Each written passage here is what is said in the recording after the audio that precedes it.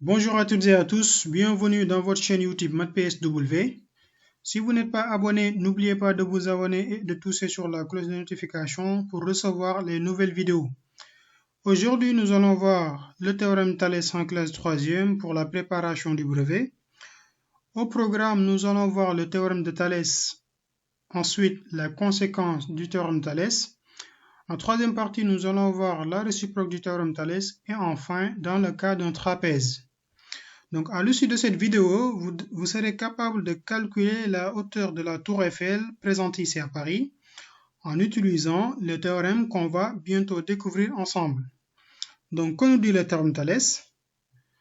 Le théorème Thalès nous dit que si on a un triangle ABC et une droite parallèle à BC qui coupe la droite AB en M et la droite AC en N, alors d'après le théorème Thalès, on a AM sur AB, c'est égal à AN sur AC, qui est égal à MN sur BC.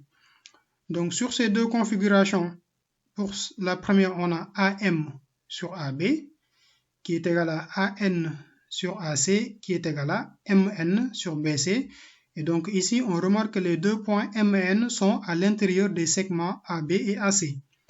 Sur cette configuration, les points M et N sont à l'extérieur des segments AB et AC. Et donc, du coup, ici, on a AM sur AB, c'est égal à AN sur AC, qui est égal à MN sur BC. On remarque, on voit que les points ABM et les points ACN sont alignés. Là, il faut l'alignement des trois points d'une part et d'autre. Il est important aussi de bien faire attention à l'ordre des points, l'ordre qu'on choisit en faisant le rapport du théorème Thalès. Donc, en exemple, sur cette figure, on a deux droites qui sont coupées par une séquence au point O. On connaît la longueur de OL, OI et IJ. Et maintenant, nous voulons déterminer la longueur du segment KL. Donc, on va utiliser le théorème qu'on vient de voir pour déterminer la longueur de ce segment. Donc, on va dire que les points OJK et les points OIL sont alignés. Les droites IJ et KL sont parallèles parce que c'est l'énoncé qui nous le dit. Par conséquent, d'après le théorème Thalès, on a OJ sur OK, c'est égal à OI sur OL, qui est égal à IJ sur KL. Et maintenant, on va remplacer la valeur des segments qu'on connaît, c'est-à-dire celui de OL, OI et IJ. Donc, pour OI, on a 4, OL 6 et IJ, on a 2. Donc, on va utiliser cette deuxième égalité pour déterminer la longueur du segment KL. Donc, l'égalité nous donne quoi? 4 sur 6 est égal à 2 sur K, 2 sur KL. Et donc, ici, on va appliquer le produit en croix pour déterminer la longueur du segment KL. Et donc, on a KL, c'est égal à 2 multiplié par 6 divisé par 4, qui nous donne 12 divisé par 4, qui est égal à 3 cm. Donc, on remarque, ce théorème nous permet de calculer une longueur dans une telle configuration si on connaît les autres longueurs, c'est-à-dire les deux configurations qu'on a vues en haut. Il permet également de montrer que deux droites ne sont pas parallèles, c'est-à-dire le théorème Thalès. Et dans cette partie, nous allons voir la réciproque du théorème Thalès. Donc, la réciproque du théorème Thalès nous dit que si on a 5 points A, B, C, D et E, tels que les points A, B, D et les points A, C, E sont alignés dans le même ordre. Et si on a cette condition, c'est-à-dire si on a AB sur AD est égal à AC sur AE, alors les droites BC et DE sont parallèles. Donc sur cette configuration, on a AC, AB sur AD.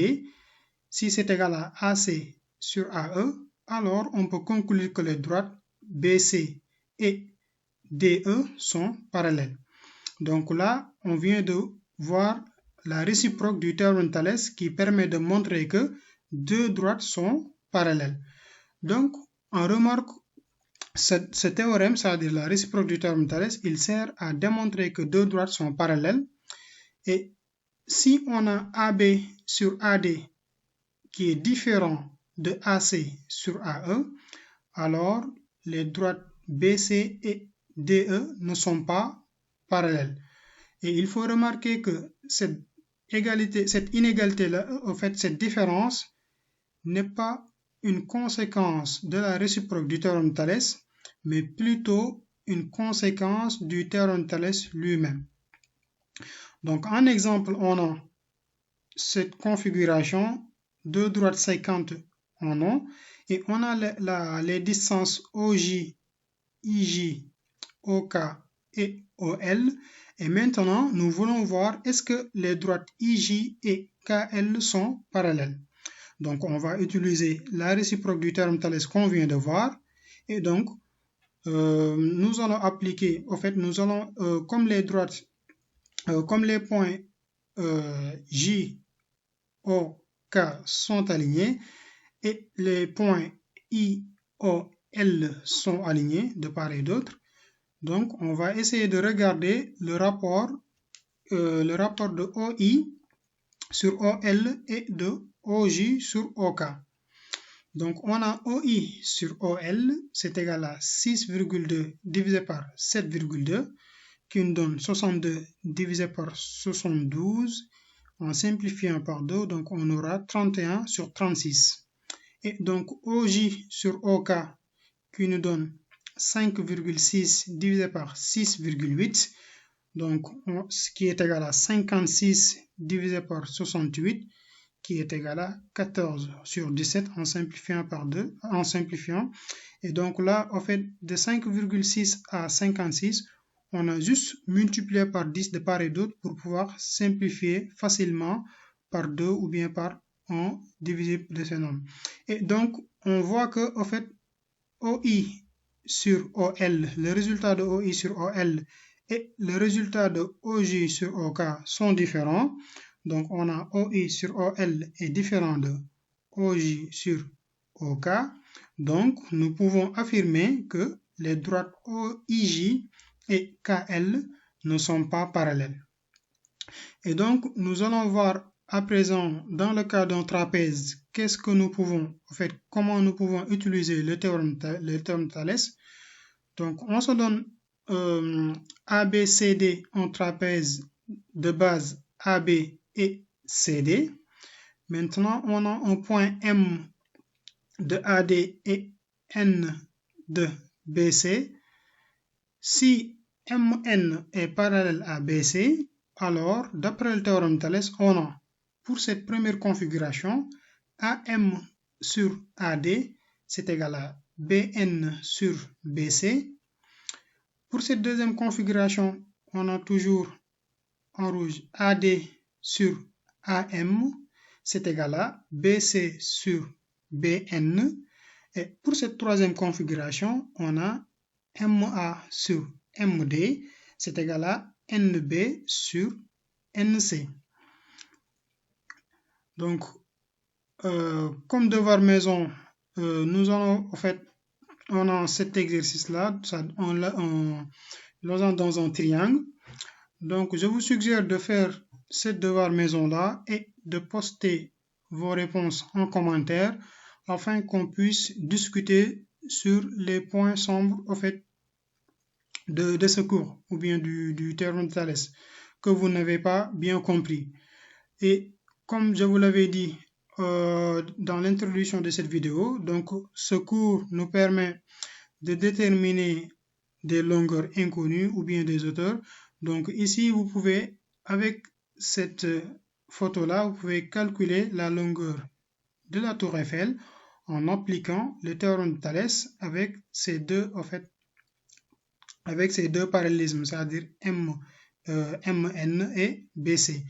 Donc, vous pouvez appliquer le théorème qu'on vient de voir pour déterminer la hauteur de la tour Eiffel Vous pouvez poster éventuellement votre réponse en commentaire.